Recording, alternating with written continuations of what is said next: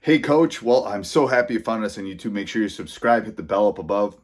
We put out content just about every day. Also, go down below and check out teachhoops.com for coaches who want to get better. If you're looking to become a better basketball coach, you're looking for a mentor, if you're looking for resources, teachhoops.com is the answer for you. Go over and check it out and have a great day. All right, for this section of drills that I like, I'm going to go through several here together. But this is kind of our package of what we do to beat pressure. Our conference is pretty dynamic in that, like, we're going to play some teams that are going to run some great half court stuff, play half court man, and then the other half is going to play wild double team constantly, make play a full court game. We've got to be able to handle that kind of pressure. It's something we have to work on every day. We can't just do something like before that we play one of these teams. Also, we think we're either going to be that team. Hopefully, we're going to be that really good team that we're winning at the end of the game. We're up 10 points in the fourth quarter, and we're always going to see some pressure where they're trying to get back into the game. So that's something we're, always working on. But how do we make it game like? I think we do some stuff that's a little bit different than other people's. Yeah, we will do some on air fundamental work. I'm not a big believer of saying, hey, you have to do it at the beginning of practice or at the beginning of the season. We might do a drill like this where we're working on just pivoting and passing, but instead of doing it at the beginning, we might actually do it after a live segment in practice or at the very end of practice where we want them to really over exaggerate that footwork or say, hey, remember this drill where you really struggled with this? Now we're going to go back and break that down to that smallest part. Not a lot of research showing that you have to put stuff in where you work on pivoting before you're doing a full speed drill that's pivoting. Now, I know a lot of us have always coached that way, but this is something we have had a lot of success with. We do some things that are going to be pretty crazy to a lot of people, but that's the way it's got to be for us. One drill we call two to the ball. So we can be in anything. We can be on an advantage, disadvantage drill, 5-on-5, 3-on-3. Really couldn't do it lower than 3-on-3. But this one, every pass, two defenders are going to go to the ball. Now that kind of follows some of our, like one of our biggest rivals that pressures everywhere. We don't have the athletes in the back end of our roster to simulate that game pressure. So we have to find some drills and smaller sided games that are going to make us have some game reads. So here we're working on two to the ball. We're 3-on-3, so that's as small as we would ever go. Wherever defense passes it, two guys are going to chase it. There are no rules other than you can't just sit back on defense. We don't really want somebody playing safety. The team we work on this against a lot, they're not really worried about having a safety. They're going to come up, pressure, steal, and then probably somebody trying to fly in and block it off the backboard or out of bounds about 30 rows. Really simple drill we can do on 3-on-3.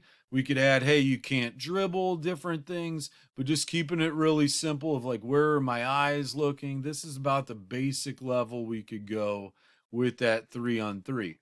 All right, so going to the next one here, 4-on-4, two to the ball. This is probably a little bit more game realistic. We could have all four on the perimeter, whatever we're trying to work on. Defense, wherever they pass the ball, two defenders are going there at the ball. If two turns around and throws a skip pass to three, we got to get two defenders over there. We're trying to create chaos. Offense, we're trying to get easy looks, working on the fundamentals that we want to get reps there with. Not, hey, do this, then do that. What did you see out on the court? What was your spacing? Did you just stand in the opposite corner with your hand up and they couldn't see you whatsoever? Now, defensively, we can actually get some stuff out of this because we might not, for instance, in the 1920 season, we didn't have to press very often. We won a lot of games and we weren't really a pressing team. But there were some situations where all of a sudden we've got to create a turnover. We could even throw in, hey, we're in our man, but we're looking to play like it's two to the ball. we're trying to create some havoc. We've got to get a steal here. You know, we're down 3 with a minute left. We can't just sit there and play our half court defense. All of these drills, how can we incorporate some offense and defense at the same time? In this one, instead of just being in the half court, we're actually going to do this one in this drill where it's 4-on-4-on-4. So we have 3 teams. We'll have, one team waiting at the opposite end. We got 12 guys in this drill. We've had several clips here or drills I've shared where we have this setup of 3 teams. One thing we can also add to this is they can pressure on the way back. So if gold got the rebound there, black could be pressuring here until half court and then the other one. But really it's going to be sloppy here, but just constantly 2 people to the ball. The ball crosses half court. There's got to be a double team coming. We're trying to create some havoc here.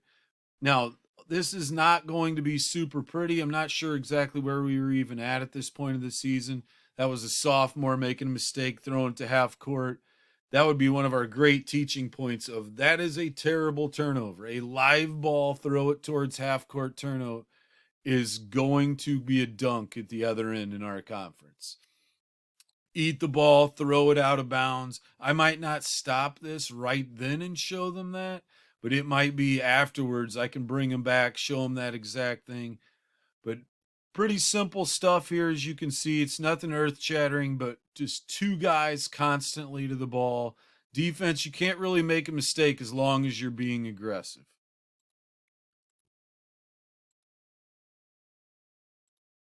Two-team wild transition. So this is one we've added to a drill. I've shown you another example of this. This is going to be the old transition drill where you add a player when the ball crosses half court. I know it's pretty hard to understand in my diagrams here. Hopefully the video will show. So in this traditional drill, we have 2 defenders, and whenever the ball crosses half court, it's going to become 3-on-3. Well, instead of doing that, we're like, how do we just create pure pandemonium? Like, that's what we're going to play in some of these games. How do we just create pure chaos that guys have to do? And instead of waiting until the ball crosses half court, we decided let's start having that guy go in as soon as the ball is shot on the other end. All right, so the slide on the left, X3's running in.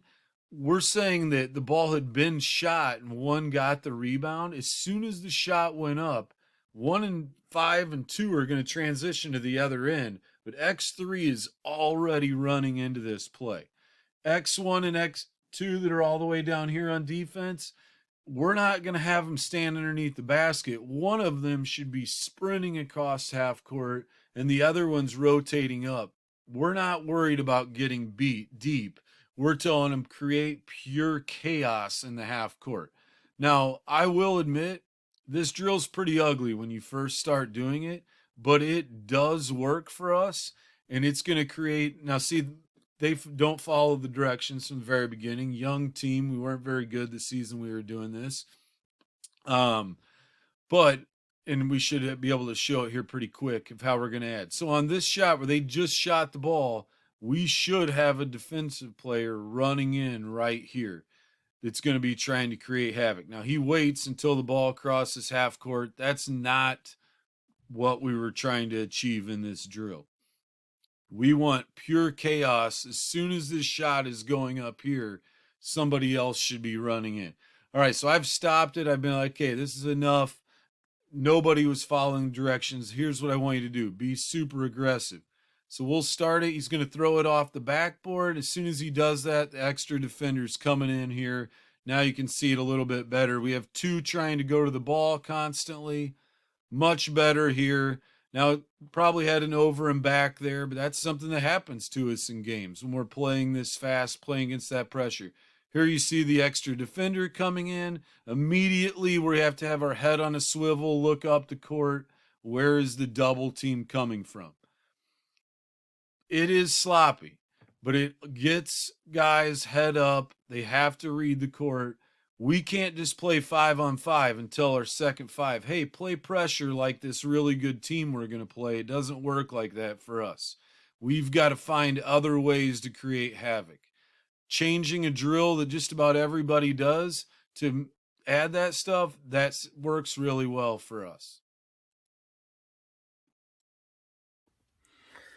Hey, Coach, so glad you enjoyed the video. Make sure you subscribe and like. Second of all, go check teachhoops.com for coaches who want to get better. Let me help you put banners and stuff in your gym and become a nationally ranked coach, win more games in less time. Teachhoops.com is a community that will allow you to do that. Go over and check it out, and go check the next video out. Bye.